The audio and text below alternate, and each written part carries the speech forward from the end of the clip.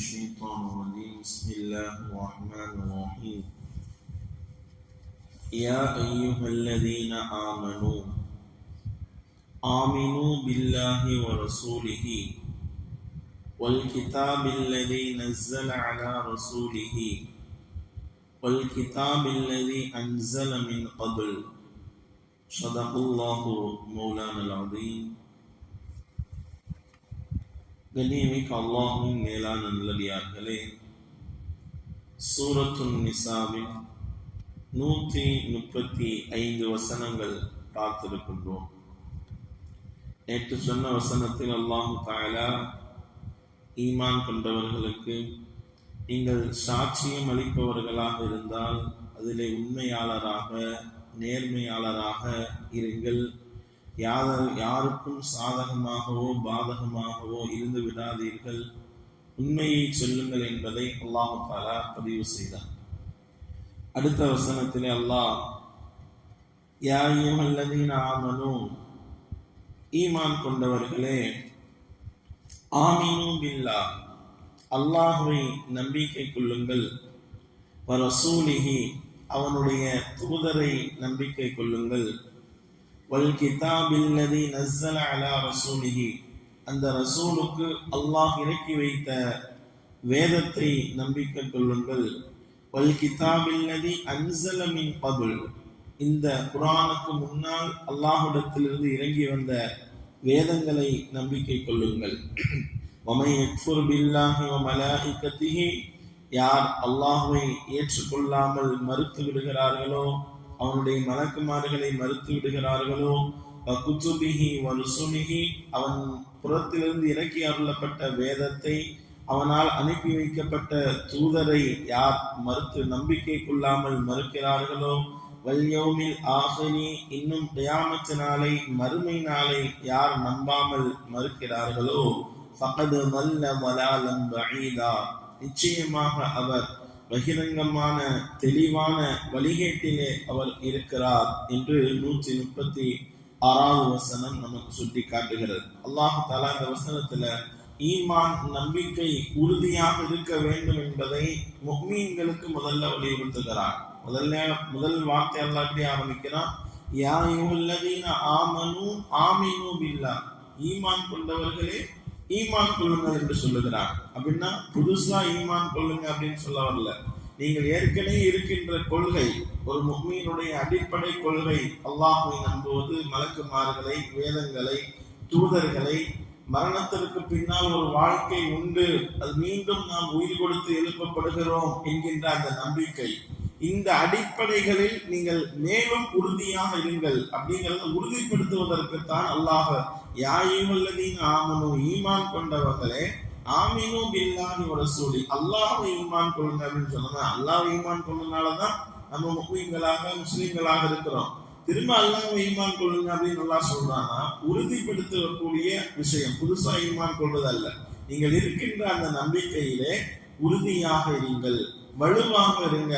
நீ கடைசி வரைக்கும் அந்த உறுதியிலிருந்து, அந்த நம்பிக்கையிலிருந்து நீங்க என்ன செஞ்சிடாதீங்க, பிறண்டு விடாதீர்கள். அல்லாஹ் தான் ஒருவன், அவன் தான் உலகத்தை படைத்தான்.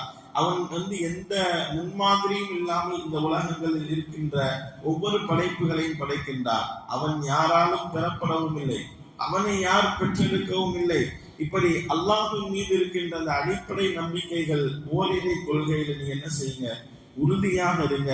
அதுல என்ன செஞ்சிடாதீங்க, பின்வாங்கிறாங்க. அந்த நம்பிக்கையில் உறுதியாக அல்லாஹ்வை நம்புறதுல, அவனுடைய தூதரை ரசூலை தூதர்களை நம்புவதிலே, அவனால் இறக்கி அருளப்பட்ட வேதங்கள், குர்ஆன் வேதமாக இருக்கட்டும், குர்ஆனுக்கு முன்னால் வேதங்கள் இருக்கிறது, அதுவும் இறைவனிடத்தில் இறங்கியது அப்படிங்கிற விஷயங்களாக இருக்குது, இதெல்லாம் நீங்க என்ன செய்யுங்க, உறுதியாக நம்பிக்கை கொள்ளுங்கள், இதை மறுத்து விடாதீர்கள். அப்படி நீங்கள் மறுத்தால் அடுத்த அல்லாஹ் எச்சரிக்கை செய்யலாம், உமை யக்ஃபுர் பில்லாஹ், இதையெல்லாம் நீங்கள் மறுத்து விட்டீர்கள் என்றால், அல்லாஹ்வை, மலக்குமார்களை, மறுமையினால இதெல்லாம் உங்களுக்கு நம்பிக்கை இல்லாம நீங்க வாழ்ந்துட்டீங்கன்னு சொன்னா, ஃபகத் வல்ல வலாலம் பஈதா, நீங்கள் நிச்சயமாக என்ன செய்றீங்க, தெளிவான வழிகேட்டின் பக்கம் இருக்கிறீர்கள் என்பதை அல்லாஹ் தஆலா சொல்றான். அதாவது நம்முடைய அடிப்படை கொள்கை அதுல உறுதியாக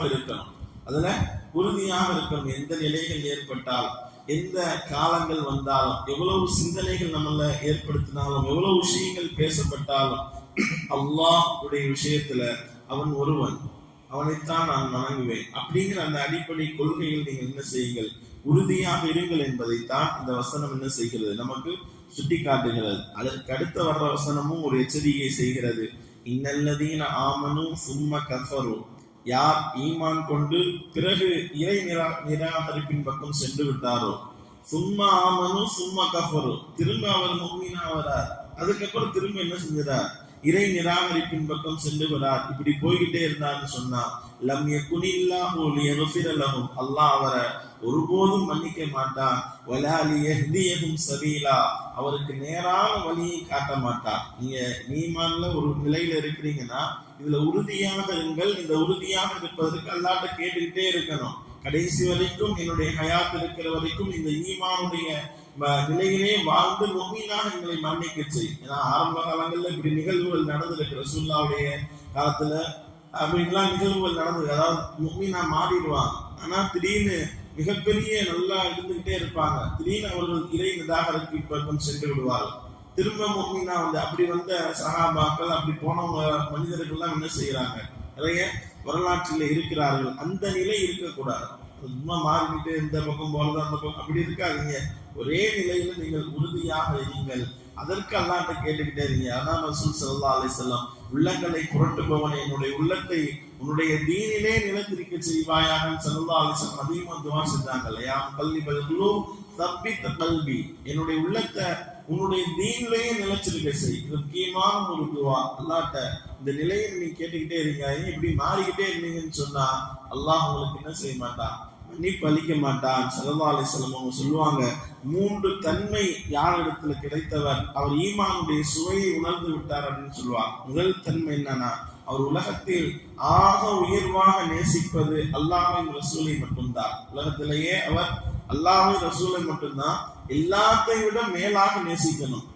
தாயை விட, தந்தையை விட, எனக்கு பிரியமானவர்களை விட, இந்த துன்யாவை விட, இந்த துன்யாவில் கிடைக்கின்ற இன்பத்தை விட எல்லாத்தையும் தாண்டி அல்லாஹ்வையும் ரசூலையும் என்ன செய்யணும், அவர் உயர்வாக நேசிக்கணும். 2வது சொன்னாங்க ஸல்லல்லாஹு அலைஹி வஸல்லம், ஒருவர் மற்றொருவரை நேசிப்பதும் அல்லாஹ்வுக்காக வேண்டி இருக்க வேண்டும். அல்லாஹ்வுக்காக வேண்டி உங்கள் இருவருடைய நேசங்கள் இடம்பெற வேண்டும். 3வது சொன்னாங்க, அந்த ஈமானில் இருந்து வெளியேறி குஃப்ரின் பக்கம் செல்வதை, நெருப்பில் தூக்கி வீசப்படுவதை போன்று வெறுப்பு இருக்க வேண்டும். நான் ஈமான்ல இருந்து இந்த நிலையில இருந்து நான் திரும்ப இறை நிராகரிப்பின் பக்கம் நான் செல்வதை நான் எப்படி உணரணும்னு சொன்னா, என்னை நெருப்புல தூக்கி போடுற மாதிரி நான் எப்படி நான் வெறுப்பேனோ, என்னை நெருப்புல தூக்கி போடுறத நான் வெறுப்பேன் அல்லவா, அதே போல இந்த ஈமானிலிருந்து நாம் பிரிந்து குஃப்ரின் பக்கம் செல்வதை வெறுக்க வேண்டும் என்று அருமை நாயகம் ஸல்லல்லாஹு அலைஹி வஸல்லம் சொன்னார். இந்த நிலையை அடைந்தவர் ஈமானுடைய சுவைகளை அடைந்து விட்டார் என்று நபிகள் நாயகம் ஸல்லல்லாஹு அலைஹி வஸல்லம் நமக்கு அழகாக சொல்லித் தருவார்கள். அதனால் அருமையானவர்களே, இந்த 2 வசனங்கள் நமக்கு அழுத்தமாக பதிவு செய்கின்ற விஷயம் என்னன்னா, நீங்கள் நம் கொண்டிருக்கிற அந்த கொள்கைகளில், நம்பிக்கைகளில் உறுதியாக இருங்கள், கடைசி வரைக்கும் நிலைத்திருங்கள். அதற்காகவே அல்லாஹ்ட்ட கேட்டுக்கிட்டே இருங்க. அது தவறி மாறி செல்லுகிறப்ப உங்களுடைய செயல்பாடுகளும் அப்படி அமர்ந்து விடக்கூடாது. ஈமான்ல இருந்து என்னை எடுத்து விடுகின்ற செயல்பாடாக, குஃப்ரின் பக்கம் இழுத்து செல்லுகின்ற செயலாக என்னுடைய செயல் ஆகிவிடக் கூடாது, என்னுடைய நம்பிக்கையும் ஆகிவிடக் கூடாது. கடைசி வரைக்கும் அதில் நிலைத்திருங்கள் என்பதை அல்லாஹ் தஆலா முஃமின்களுக்கு அல்லாஹ் தஆலா என்ன செய்கிறான், ஒரு உயர்ந்த உபதேசமாக இதை செய்து தருகிறான். இல்லாமல் அல்லாஹ் ரப்பல் ஆலமீன் அல்லாஹ் நம்மை கடைசி வரைக்கும் இந்த நிலையிலேயே, ஈமானுடைய நிலையிலே வாழ வைத்து அதிலே அல்லாஹ் மன்னிக்க செய்வானாக. ஆமீன். வாஹிரு தஅவானா